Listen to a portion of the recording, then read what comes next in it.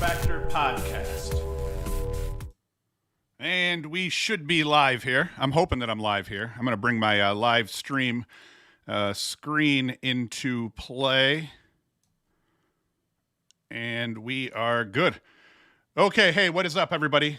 We are live. We're going to talk today about the Denver-Duke game. It actually ended up being a pretty crazy game, all good things. Denver, the keys for Denver to start out here were they had to come out and play fast. They did not do that against Utah, and they had to do that against Duke in order to be successful. And check, they came out and they played insane, jumping out at one point to a 6-1 lead, ended up, I think, 6-2, 7-2. It went back and forth pretty consistently.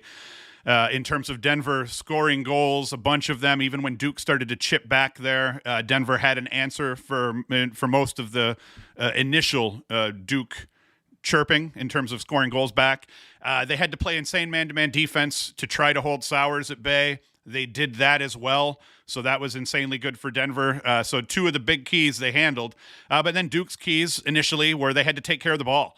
Duke, being that it was their first game, Denver's second game, and Denver's a solid defensive team, Duke had to make sure they took care of the ball, and they did not do that. So it was the perfect storm early on for Denver in Denver's favor. Denver came out and played fast. They finished. They got good shots on cage, and then they played insane man-to-man defense early on. Duke, Sowers was just getting bottled up. He wasn't getting steps. You could tell Duke was doing a little bit too much, trying to cram too much offense, too many cutters and things like that, not getting spacing where guys, it was a lot like what Denver did early on against Utah in terms of they just weren't being aggressive and actually trying to get to the goal. You could tell they were trying to dodge, but they were trying to feed cutters, especially when Sowers had the ball, and that just didn't work for him. As we look at the box scores, we're going to roll into some highlights, but I figure we'll let some people get in here. We got 8 viewers right now, so feel free to comment. We're going to hold all the questions until we get done with the base show, because we're going to show some highlights, talk about those as we go through it, and then I just want to talk about a few other things, but we'll watch guys come in. So welcome to everybody who's watching this morning's live stream. We've got games later today. We'll talk about this Duke-Denver game and more. So, box score. By the end of the day here, Duke, Sowers was good for a goal and 3 assists. O'Neal, 3 goals and a helper. Owen Caputa, 2 goals. And then on Denver's side, Jackson Morrill came out and had a really good game early, and he really just carved Duke up from behind the cage. We'll show that in the highlights that we're going to roll here once some more people join. Silstrop and Kotler both went for 2 goals and a helper. Walker for 2 goals. A big thing, and I don't know if this was an effort by Duke or if this is just something that happened, but Jungle Jack Hanna, Denver's best mid, one of the best mids in the country, he goes for a big fat double goose egg. No goals, no assists on 9 shots. So Jungle Jack Hanna was held scoreless throughout the entire day. And then we had a little bit of goalie oddness. Early on, one of the reasons Duke had a hard time getting going early on was because Thompson, Denver's goalie, he played tough. 7 saves. Most of those saves came in the first quarter, I'd presume. I don't have the box score in front of me, but we'll look at that a little bit later as we're going through and diving deeper into the game. But he started out tough, and then he did not finish strong at all. He ends up with 7 saves on the day, 12 goals against, so that was rough. And then the big thing for Duke, Adler in cage for Duke, the transfer, he gets to start.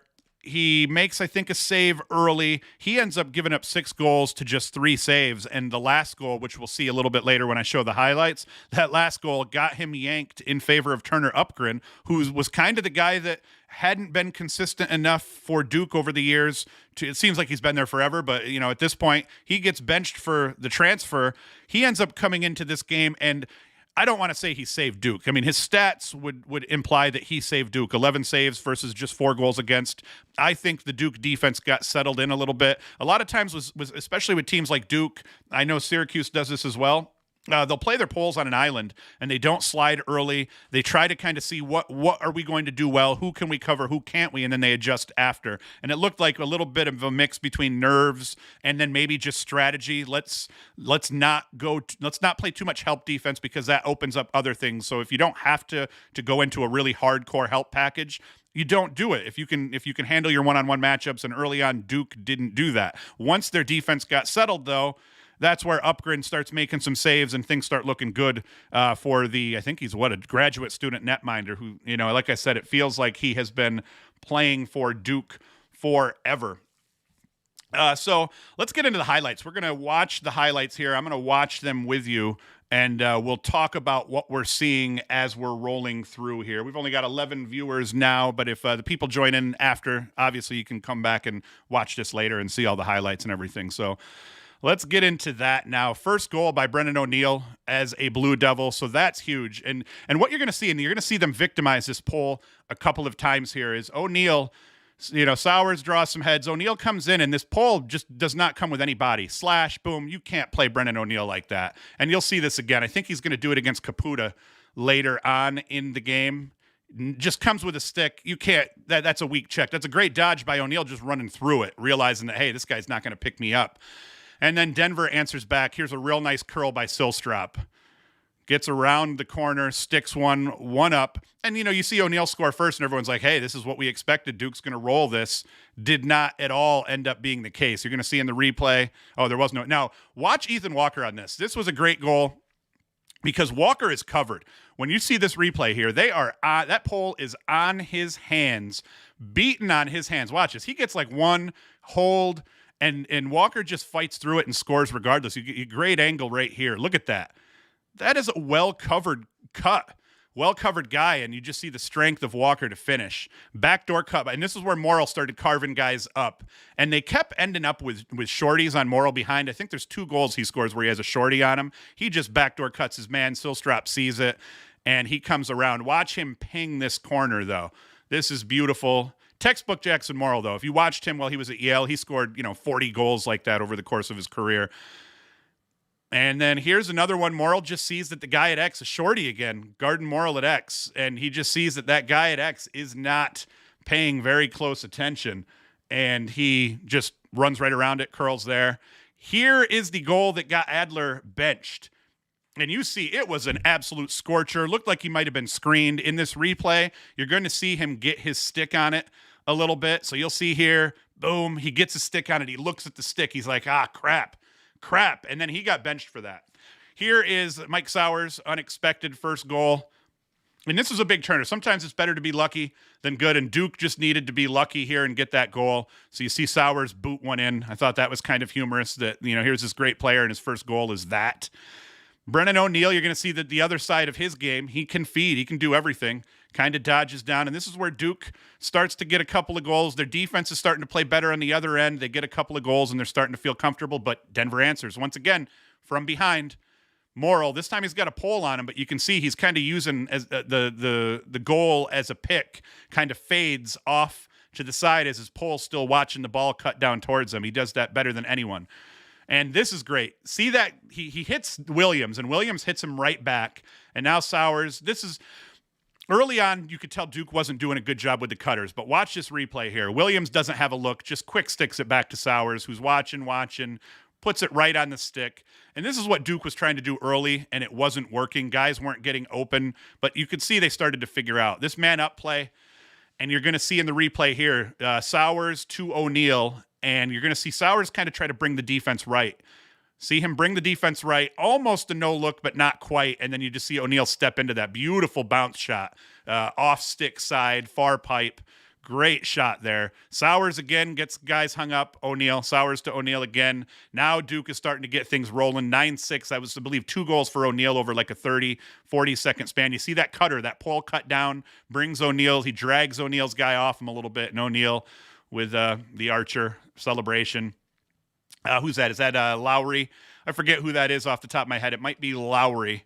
Sticks one there. And now Duke 9-7, but big save by Upgren. And Upgren did this a couple times. I wanted to show a save where he robbed someone on a corner, on a shot that was going to ping the corner. Here's Caputa beating that pole again. I believe that's the same pole that O'Neill had victimized earlier, but I could be wrong. At least he played Ole defense similarly to how that guy did earlier on. So Duke now 10-9, or it was 10-7 at that point. 10-8 at that point, I'm sorry. And then Nakai Montgomery comes down, scores, gets it to 10-9.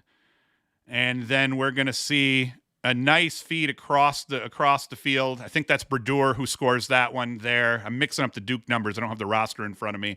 Now we're tied, and it's just like, holy crap. And I had called OT on Twitter earlier on in the game, and then we see Caputa stick that eventual game winner. and I forget who it is. I think it's Riley Walsh.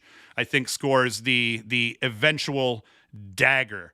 So all good things there out of Duke. Here, we'll hit some questions here right now. Let's welcome some people. Denver's midfield, yes, Denver's midfield, especially that first midfield line, didn't show, they didn't factor, they didn't do anything. Mason Bernardo, you are correct. Brendan O'Neill, I've been saying from the beginning, O'Neill was probably going to be the real deal. That many people couldn't be wrong. Everybody was jumping on the Brendan O'Neill train. I jumped on the Brendan O'Neill train after watching a bunch of his highlight cuts. I still wasn't sure how that would translate, partly because a lot of us weren't sure what the Duke attack was going to look like. So that's worth talking about. The Duke attack started Sowers, O'Neill, and Dyson Williams. That's kind of what I assumed they were going to start. What I wasn't expecting was that Manown would barely get time. Manown came onto the field as a third-string midfielder.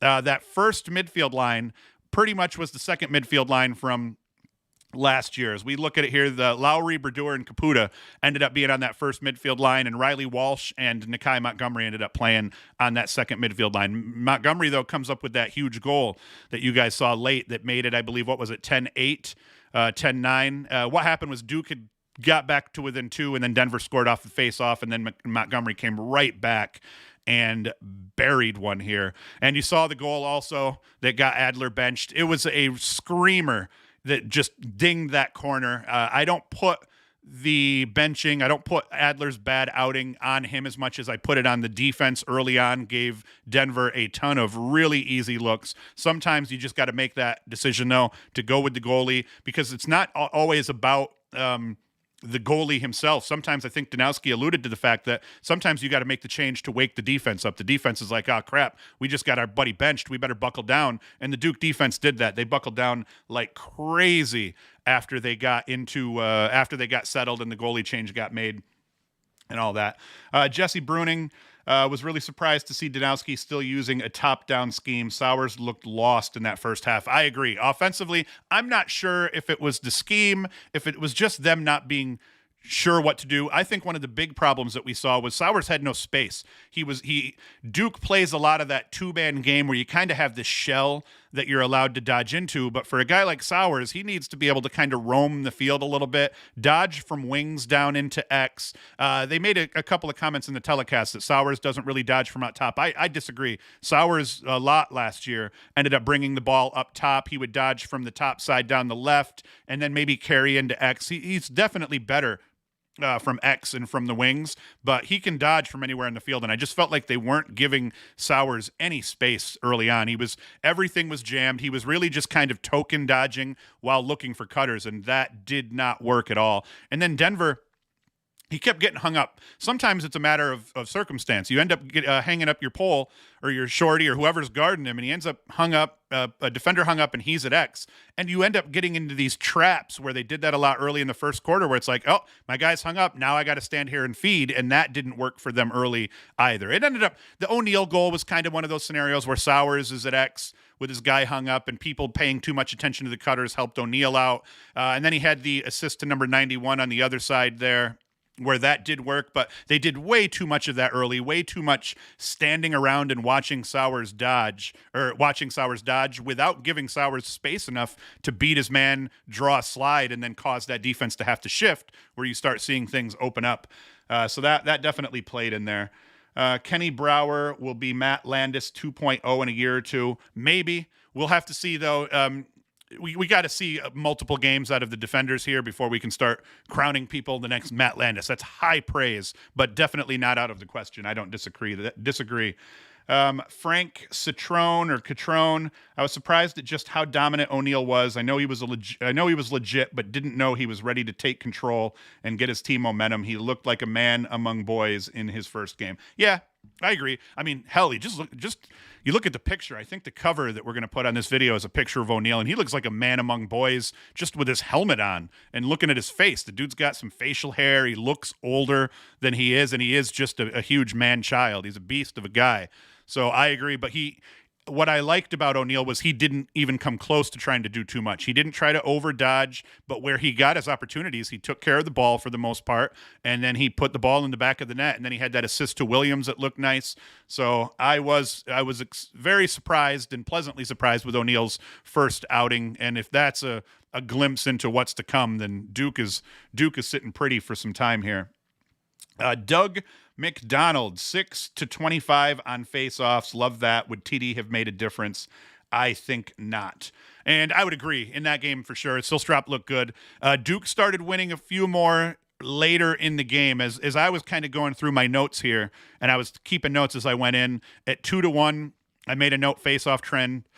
Denver had won every possession or off the face-off so far. Even early on, when the score was 2-1 in favor of Denver, the only one Denver had lost the draw on, Duke turned the ball over. I think that was the first possession, actually. Denver lost the draw. Duke got it as they were throwing it back to their poles. They turned it over, and Denver got the first possession of the game. And then let's see here. 3-1, I write. Denver started hot.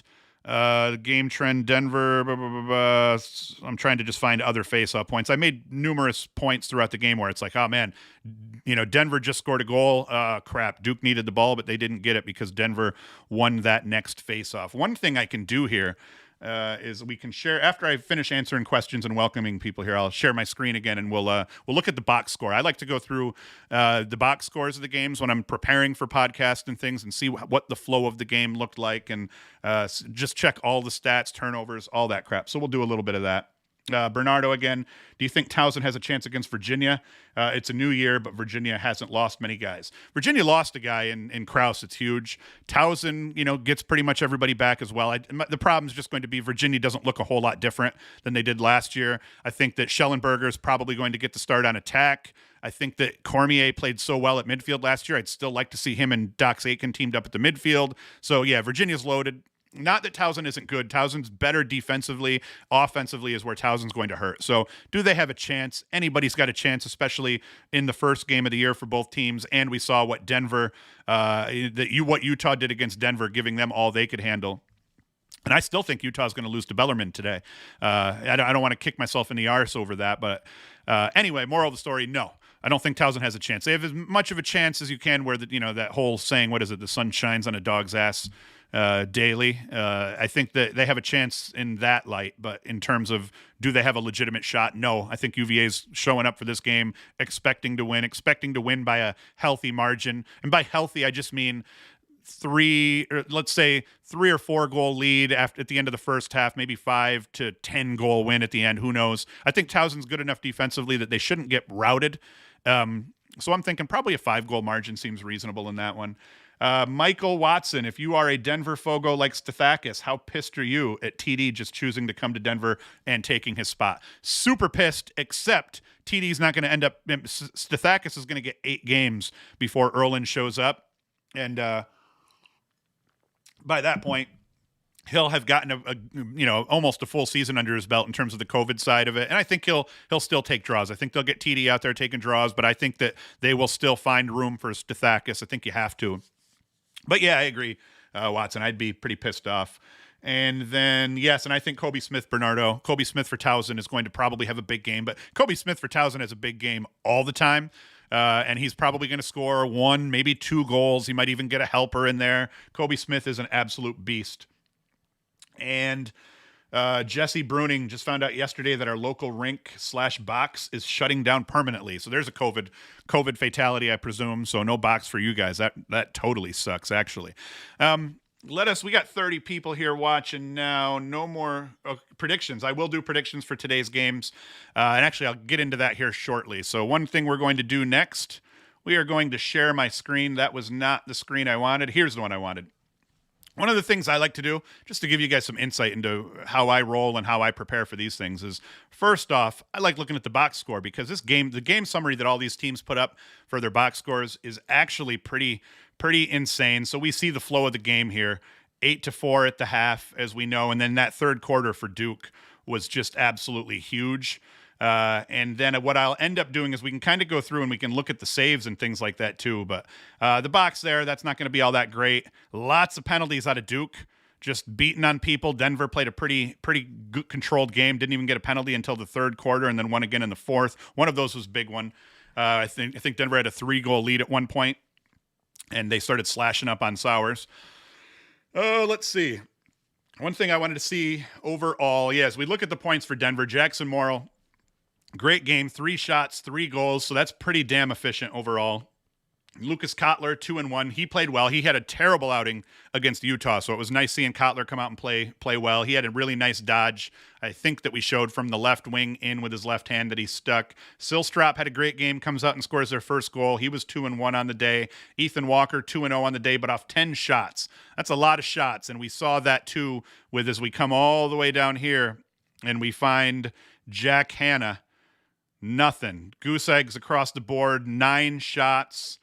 3 turnovers. So Jack Hanna had a rough game, and I'm not sure if we can credit Duke with that, or if maybe that had something to do with just Hanna just playing down, just not hitting the cage. But Walker and Hanna both kind of screwed the pooch in the sense that they did not finish well, and that definitely hurt Denver. When 2 of your best players are taking, what would we see here? Walker had 10 shots. 2 of your best players are taking 19 shots, and you're only putting up 2 goals on that. That is going to hurt you. You could almost call that the difference in the game.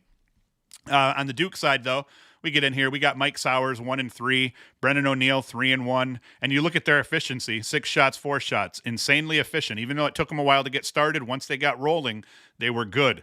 Ground ball, Sowers had a big ground ball. I'd posted it on Twitter.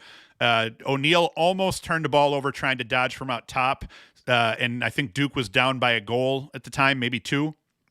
And Sowers comes in and picks up the ground ball, and Danowski called a timeout. That was a very big play, and I had put on Twitter that don't front on this play. That ground ball and that timeout by Danowski is going to be huge, and it was. And then we just see the midfielders coming in here. Caputa, 2 goals. Brodeur, a goal late in the game. He scored that one. Lowry, a goal. Williams, a goal. You just see the depth. Nakai Montgomery, Riley Walsh. It's just all the way down the list here. And then if we get to the goalkeepers, we kind of see the tail of the keepers. Thompson played tough early, but the problem is and then Adler did not. And then you see the goals, the Denver winning, Duke losing at the half. You end up with Upgren in the game, though, and he gets the bulk of the time. He gets most of the second quarter and then the whole second half. And you see his stats here, just 4 goals against versus 11 saves. So that was pretty insane. And Upgren, like I said, you could say that one of the best games I think Upgren's had in his career, just in terms of the importance of it, the stage, how many people were tuning into this huge 1 versus 5 matchup early in the year. So that was a hell of a job by him. As we look at the faceoffs, Duke didn't have an answer for Stathakis. 4 of 15 here was Ginder, and I had said that he needed to have a good game against Stathakis, especially considering it was Duke's first game and Denver's second. He did not. And then you see the other guys, Brian Smythe coming in or Smith coming in. I was surprised he didn't take more. He's typically good at getting the ball up and into transition off the faceoff dot. And considering they were struggling offensively, I thought we might see that. Maybe that was where he got his looks, and that didn't pan out either. And then if we come up here, look at the faceoff stats. Look at that game. I mean, that looks like a TD Erlin line right there for Denver. So Stathakis, yes, I think he should be pissed because he had a hell of a game, but he didn't have the best game against Utah, which was part of the reason that Utah hung. So that plays into it as well. And then if we go into the first quarter here and we say, all right, save Thompson. If we kind of scroll through here, and this is the play-by-play in the first quarter, what you're going to see, save Thompson, save Thompson, save Thompson. So Thompson had 3 saves in the first quarter. And then if we do the same thing again, nothing over the course of the second. So, and then, he kind of split them up as they went through after. So it was a little bit ugly at times for Thompson, especially from the second quarter on. I don't think that second quarter was as bad. Denver still played pretty good defense, but Thompson, if he could have stayed hot, that makes a huge difference in the game, and he couldn't. Duke figured out the Denver defense slowly but surely and played, as well as we had expected them to. Let's get back to questions. Let's see what Kenny Bauer. I wanted to see what Bauer did for stats. Let's look at the caused turnovers for the defense on both teams here. Wow, look at the Duke attackmen of the guys. It was a bunch of offensive players that led the way for turnovers for Duke. And then we've got I can never pronounce his name, Jack I'm not even going to try it right now. It's too early in the morning here. But yeah, not a huge defensive battle. Both teams primarily stayed home on defense, which isn't surprising. Duke doesn't want to. Oh, I guess I wasn't sharing my screen with you guys that time. Duke Denver has enough weapons that you don't want to pay too much attention to any one of them if you can end up handling your individual matchups. Early on, especially when the ball came through X, Duke struggled mightily, allowing Jackson Morrill to come in and just rip them up from X. All three of Morrill's goals were him dodging up from X, around, curling, getting shots off. Nothing special either, just straight dodges. He wasn't question marking guys. He was just seeing a line, testing it, and as he got up the field, realizing he had to step on his defender twice. His first two goals, I believe, were against Shorty. So I'm not sure what ended up happening there, that Morrill kept getting stuck with Shorties in that first quarter. But Duke shored that up, and then you didn't see Morrill score again after that. He scored his third goal and then was silent after. Let's rip back into questions. Predictions for today's games. We'll do those. I'll do those here shortly. Denver had a bunch of this is from Brunning again. Denver had a bunch of shots from inside 8 yards that they put at least a yard wide. Rough shooting. Yeah, Denver didn't shoot the ball well against Utah. Denver did not shoot the ball well in 3 quarters against Duke. Shot the ball well in the first quarter, did not shoot the ball well at all in the second, third, and fourth quarters, and that definitely kicked them in the ass for sure. I think Notre Dame can take the ACC. They got a lot of guys in the transfer portal. Yes, Bernardo. Notre Dame definitely has a loaded roster. They picked up 2 guys from Penn, Thornton, the defender. They picked up from Penn. I think they picked him up from Penn. And then Gallagher from Penn, the faceoff guy. That's huge. They picked up the dude we talked about last week in the live stream also, from Bucknell. That's a hell of a player as well. So Notre Dame, they were already loaded.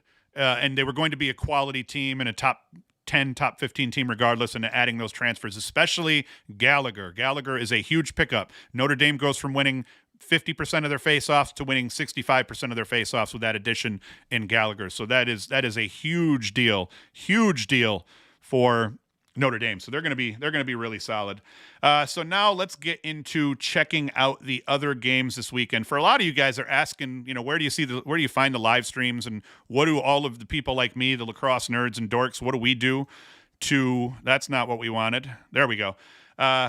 The Inside Lacrosse calendar is actually pretty damn excellent. So this is what I use for scores, and because if you go to the scores tab here, if you haven't seen this before, all of the games throughout the year will be here, and you'll have scores, box scores, all of that stuff. So for today's games, Bellarmine, Utah, I'm going with Bellarmine. I think that it's going to be a very close game, but I still think that Bellarmine's got more experience and a little bit more depth. I think Utah overachieved is my theory against Denver, and I think that Bellarmine is probably going to just be the better team overall in this game. So I'm picking Bellarmine in this one. And keys to this game, Utah just needs to do what they did. Keep playing like dumb freshmen and sophomores. And I mean dumb freshmen and sophomores in the sense that play with no fear.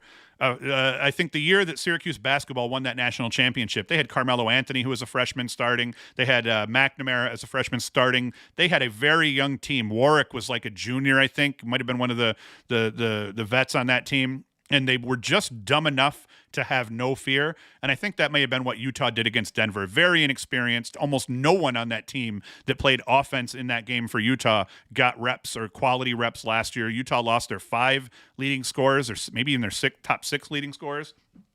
So play young and dumb. I think that'll be the key for Utah, and I think for Bellarmine, just do what you did against Mercer.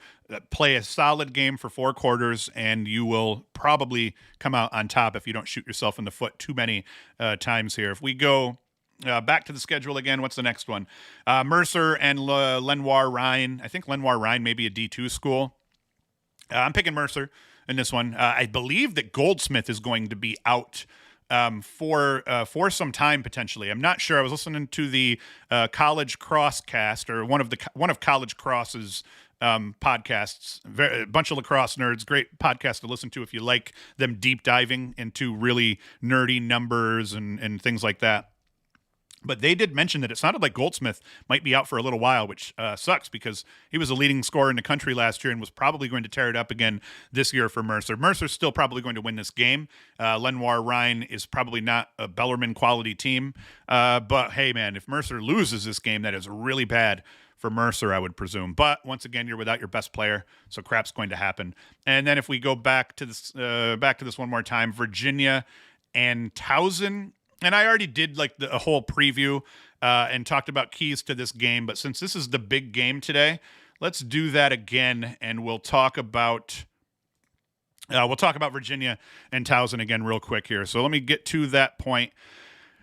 Keys for Towson specifically, they got to take care of the ball. Offensively, they are going to struggle. They do not have any real big ballers in terms of offensive prowess, so they got to take care of the ball, and UVA is going to try to do everything they can to not let them do that. UVA is going to come out and play aggressive defense all over the field. If Towson can take care of the ball, they can turn that aggressive defense on UVA side into a little bit, maybe a couple of chaotic goals, or maybe UVA overplays, overcommits, doesn't come with the right help. So they could get a couple of cheap goals early. That's going to be key to them staying in the game. But they got to take care of the ball because UVA will force turnovers for sure. And then they got to limit UVA's transition. With UVA's defense forcing a lot of turnovers and playing hot and heavy, you're going to end up turning the ball over and causing transition opportunities for the other team. So Towson needs to try to avoid that because that's going to hurt them.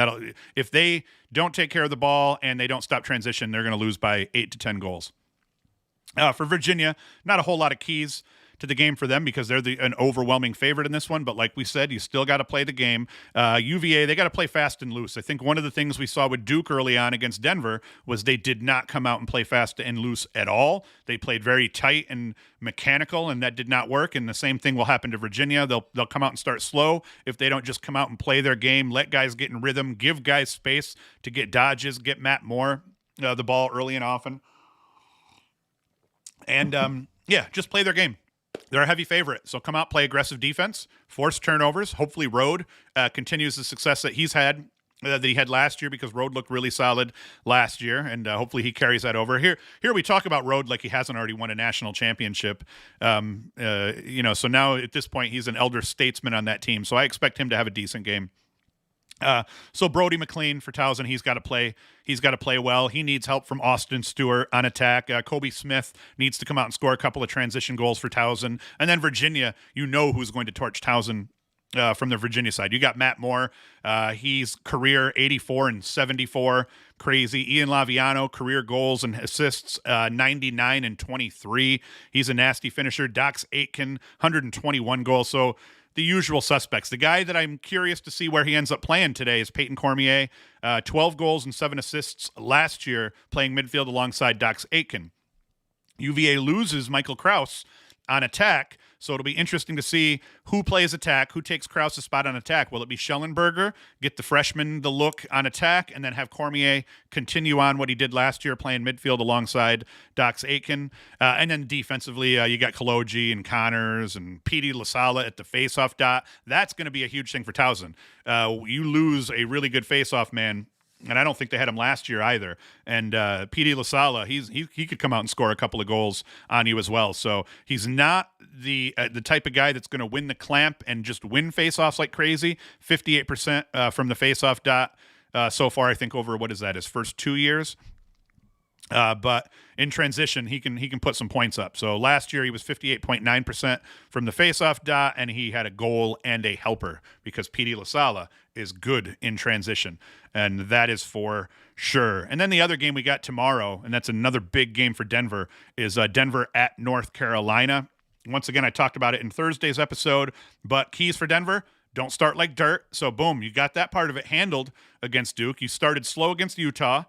And then finished the game well. You started quick against Duke and then finished the game poorly. So Denver just has to put a full game together against UNC. Now, the benefit to Denver, it's their third game. They've seen a lower level team, and they've seen the best team in the country, or at least on paper, the best team in the country. Now they're going to go and play North Carolina, another one of the best teams in the country. So Denver just has to put a full game together. They have proved they can play. They have proved they can hang with anybody already. Their ranking at 5th in the country is totally deserved and fair.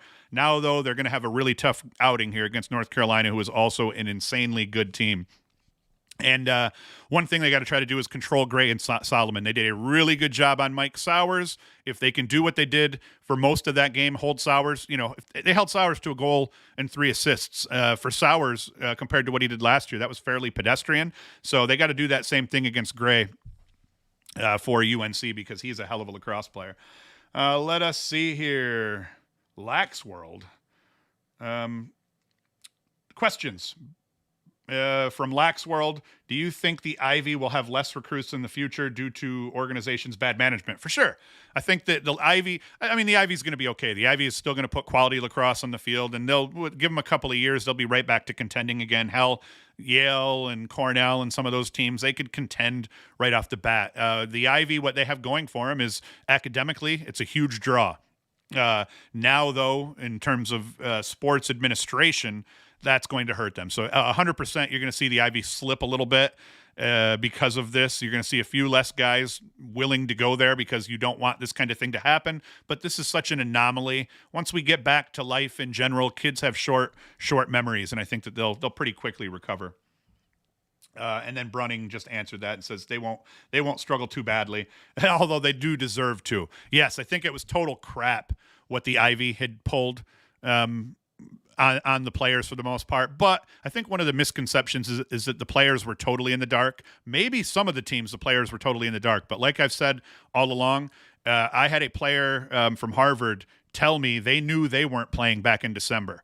So the Harvard guys seemed to know they weren't playing back in December. The Princeton guys, they had guys pulling out in the fall. So for Princeton was kind of implying they weren't going to play the season back before December because they had a lot of guys that didn't enroll. I think Princeton ended up having like 13 guys on their roster because so many guys have withdrawn from school purposely so they can come back and not lose that year of eligibility.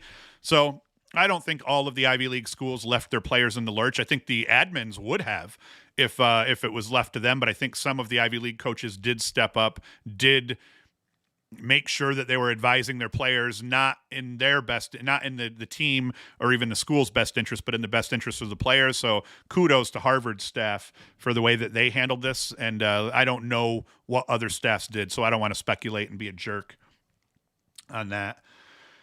And that is probably it here, guys. 10:36. We're going to roll from here. We're going to come back tomorrow for sure. Tomorrow morning, we'll do the recap show for all the games this weekend. Primarily, it's going to be we'll cover the Towson game. Anything else that we can talk about, we will. And then maybe we'll cover the Duke game, maybe some more in-depth keys to the game. I didn't even pitch anything. You guys can go to LaxFactor.com, support us, get t-shirts. Got a t-shirt back here. For those of you who dig just listening to audio, you can find this podcast everywhere where we put out where you can get podcasts, Apple, Spotify, Google. But our home is anchor.fm/LaxFactor, and then we're all over the place. We're only just starting to branch out into Twitter and Instagram. We've been on Facebook for a while, but nobody does Facebook anymore. So we're trying to move into the platforms where you kids all are hanging out here because that's key.